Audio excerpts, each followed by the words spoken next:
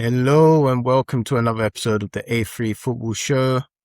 Today we're going to break down Manchester United's transfer window, have a look at what, the club has done so far, but also what the club needs to do before the end of the transfer window. And just to break down what's happened so far, Andrey Santos has joined for £50 million from Chelsea. Yeah. Yuri Tielemans has joined for £35 million from Aston Villa. Yeah. And I'm personally, we've talked about it in a previous episode, but delighted with this business so far. I think these are great signings, exactly what we needed. Yeah, so we still want another central midfielder, right? We're in agreement about that. Yeah. I think looking at the list of targets, there are a lot of them this summer. I think some summers you look at it and you think, ooh, you really hope we get that guy. Because there's only a couple on the market. But this does feel like the rare summer where there's just so many midfielders on the market. Yeah.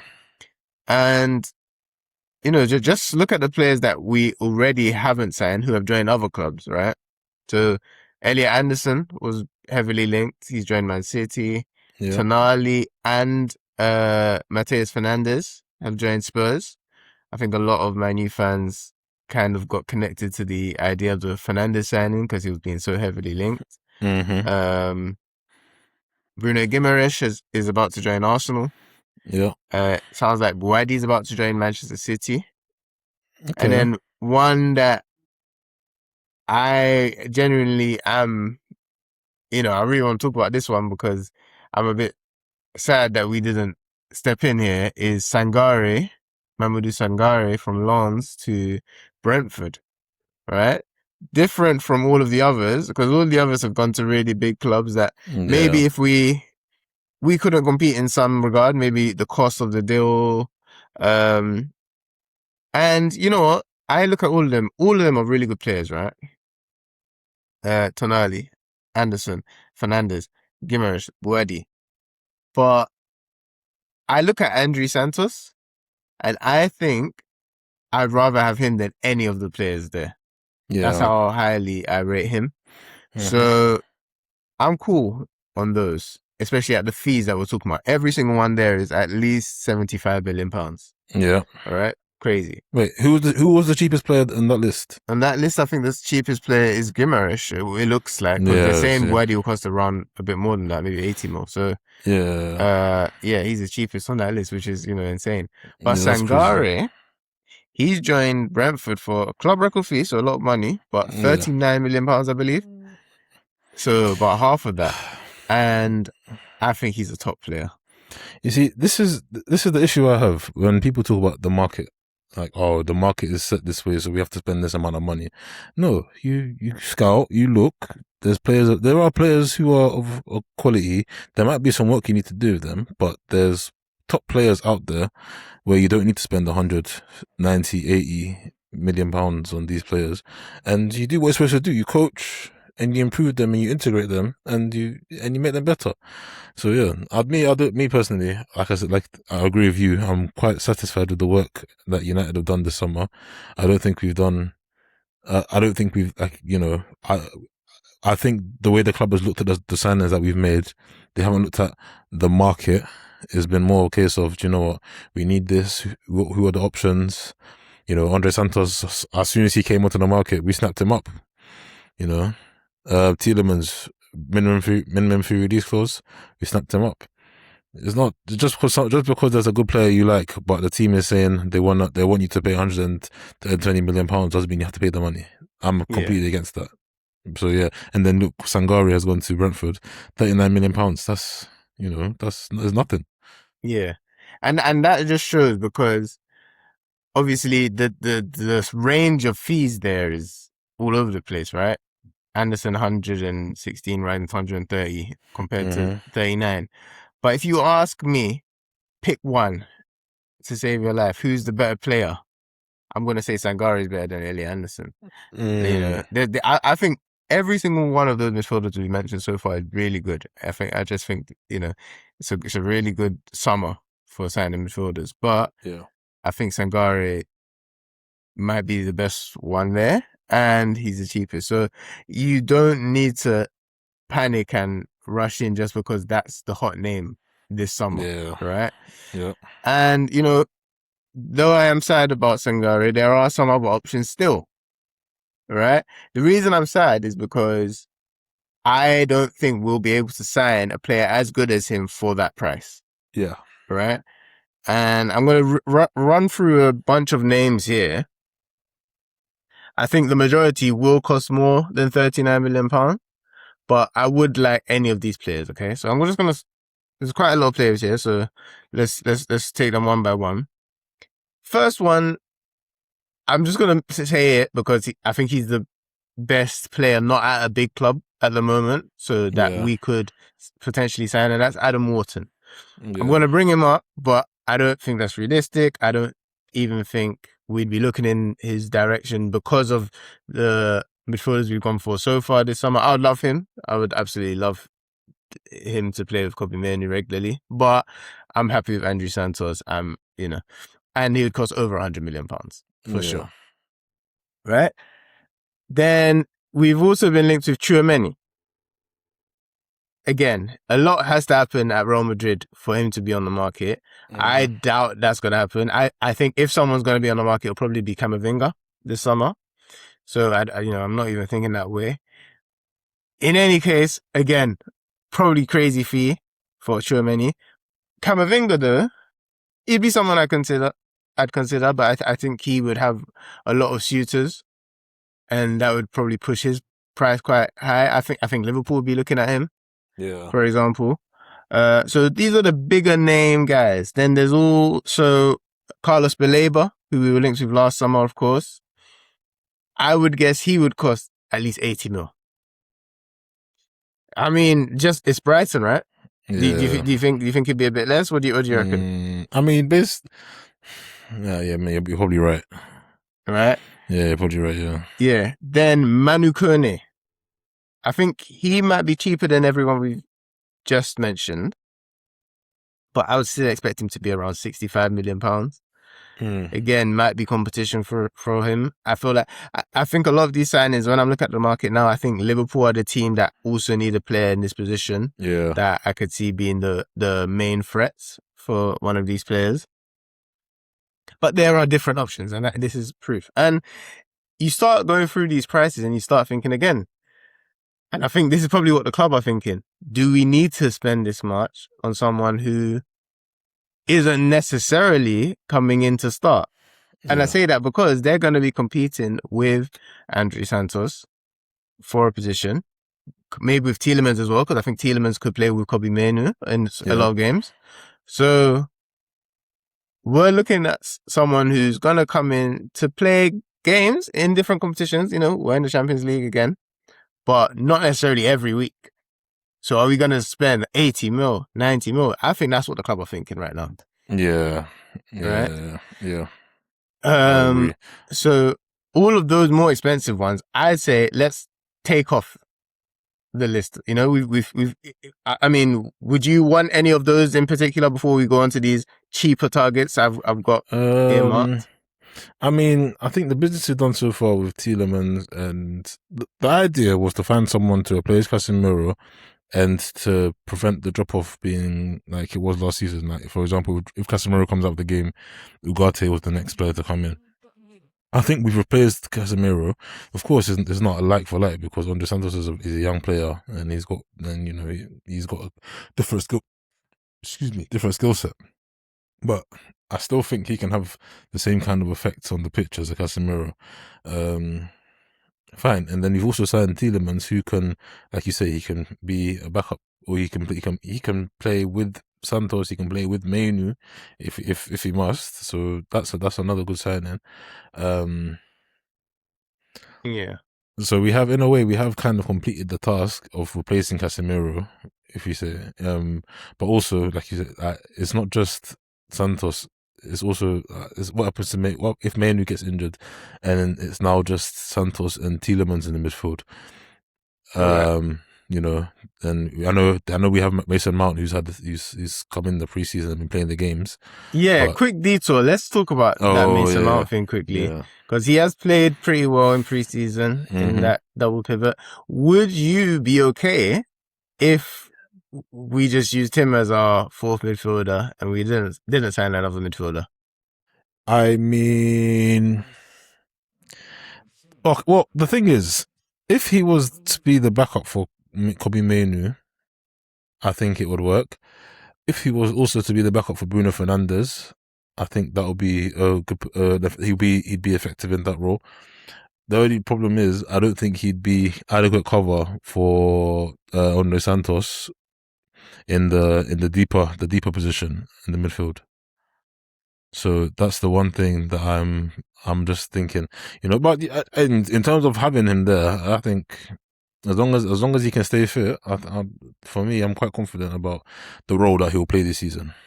I agree with your point. I think we need a midfielder because we don't want to be one injury away from having to play Manu as the deepest. You know, Yeah. I do think he can play there, but I don't Of think that's course. ideal. So Mm. yeah, I agree. I agree with that, and I think I'm starting to see a bit of newspaper spin. Maybe some United linked journals are kind of putting the word out that maybe Mount could be that fourth midfielder. I think we still want one more if we're really gonna Yeah. be, Mm-hmm. you know. Arsenal just signed Bruno Guimaraes, so they've got Mm-hmm. that level of depth. We need to match them, you know. Yeah. If City are signing Buadi alongside what they've already got, we Yeah. need to match them in terms of depth. So Yeah. yeah, we do want one more. So having gone through all the bigger names that have been linked or are available this summer, I want to break down some of the people that might be cheaper Yeah. that the club might be having a look at the moment. So one of them is Lamine Kamara. Okay, so he plays for Monaco. Didn't have the best World Cup. He had a really bad, as bad as it can go. Final game when Senegal got knocked out. I think a lot of it was down to him in the end. But I think he's a talented player. He's a really talented player, and he could be an option for maybe £50 million. So a bit of a lower price signing than some of these other guys. So he's one. Yeah. He Oh, reminds me of Ali Anderson. He reminds me okay, like yeah, he's quite to me he's quite similar. Of all the players on the market right now, I think he might be the closest in terms of skill set to Elliot Anderson. all right. Would Yeah. so he'd be someone you'd potentially be happy with? Yeah. I would You actually. take him, Yeah. yeah. Yeah. I agree. There was one player I forgot to mention before, and that's Alex Scott. Right, he's also been linked with us heavily, but Yeah. I think I put him on that same list with Baleba in terms of how much he's going to cost. I think all of Yeah. these guys will be like £80 million, to be honest. Mm-hmm. I think their clubs are in such strong positions financially. They don't need Yeah. to sell these guys, Yeah. So yeah, Lamine Kamara is one of them. James Garner is someone I'd put on that first list as well. I think he'd cost a lot of money. Yeah. He'd cost Yeah. 60, 65, 70, maybe £80 million. For sure. But I would definitely take him. Yeah. The interesting one that came up when we were talking the other day was Pap Sarr from Spurs. Okay. And yeah, Charlie brought that up and I thought, that's an interesting one. And I thought more about it over the last couple of days. And I think that's a really good fit, actually. Yeah. I know a lot of United fans wouldn't really be interested in that kind of signing. Yeah. One thing I've discovered with a lot of United fans is they don't actually watch any other teams. Right.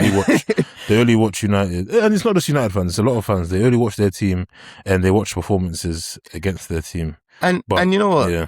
It's fair that when you don't watch a team, you want to refer firstly to a club's fans, right? Yeah, and I think if you ask a lot of Tottenham fans, they're going to say he's not good enough or because they connect him to these last 2 seasons where they've been battling against relegation, right? Yeah. But I just think he's been completely misused, underutilized in certain aspects.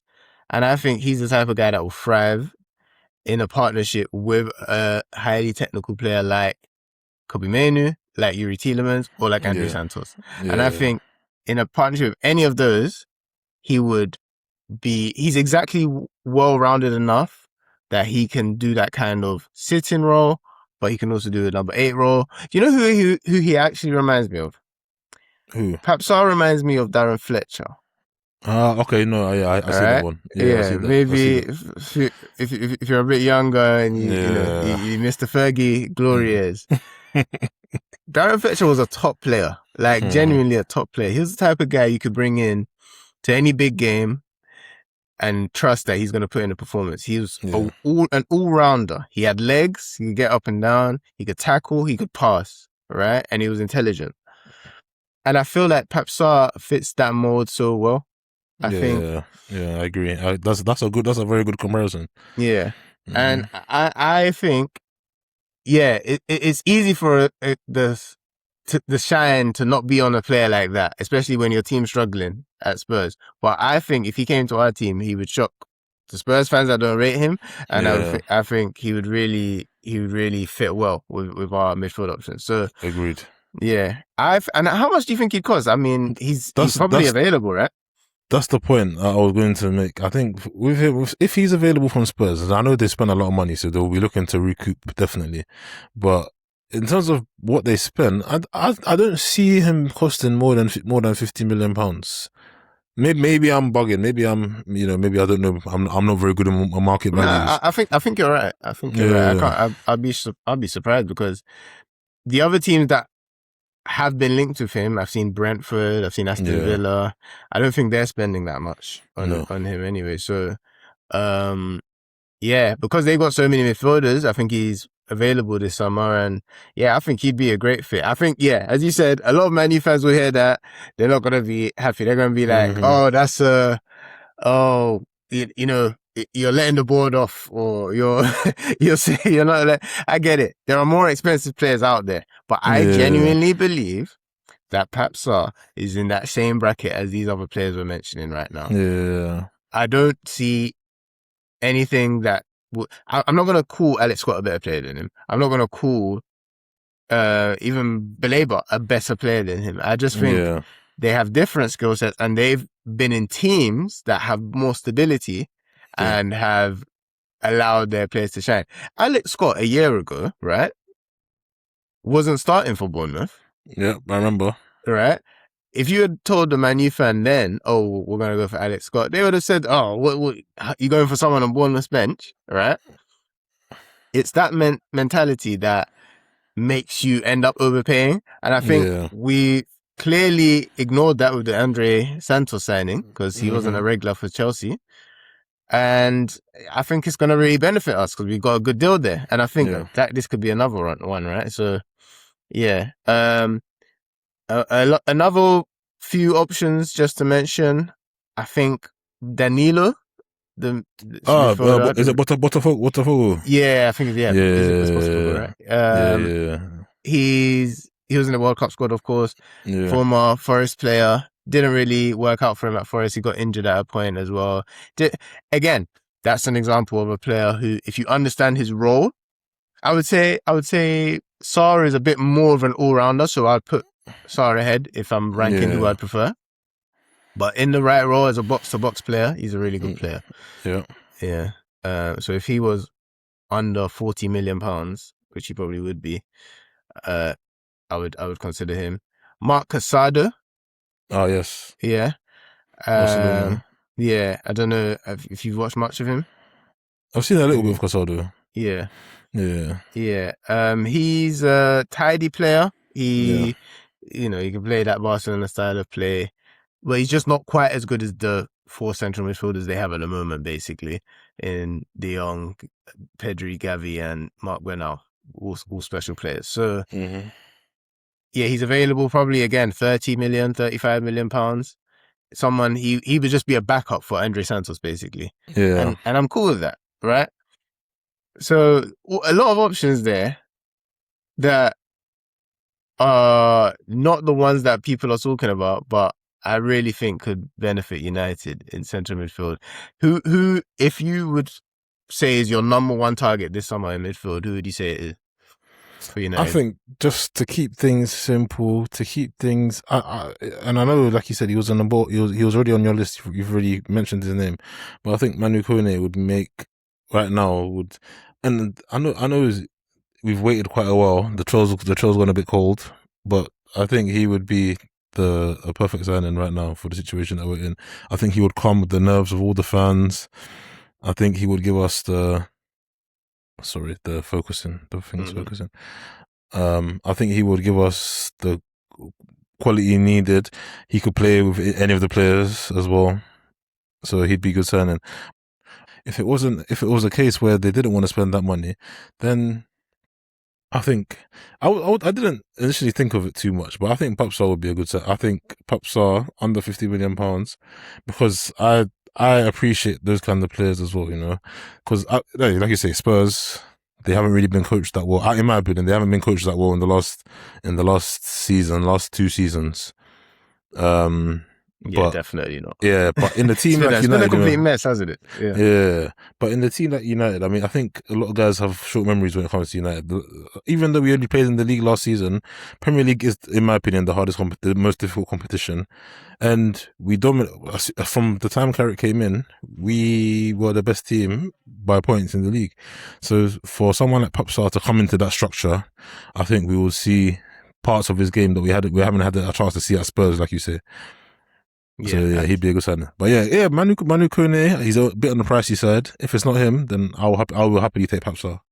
I think I completely agree with you there. I think we've come to a good that if we target that from now to the end of the window, I think either one I'd be happy with, and I think we'd have a midfield with the depth to match anyone in the league for sure. Yeah. Yes, I would back ours. You know what? I'll say it. With one of those signings, I'll pick our midfield over Arsenal's. I know Oh, everyone's saying, "Oh wow, 100%, yes, 100%. 100%. Rice, Guimaraes, blah blah blah blah blah." It Lewis doesn't Skelly. it, Lewis it doesn't Skelly is it a top doesn't player, but I like Lewis Skelly. Oh, that's another one. If you were able to get Lewis Skelly, I'd be hey, very happy. I'd be very listen, happy. listen, bring him I'll here. be very If happy. he's not starting next season, Yeah. come through. Can play left Hmm. back at times as well. Yeah, that's For me. he would solve a lot of problems for United, because Yeah, he'd be a fantastic signing for us. yeah. But anyway, yeah,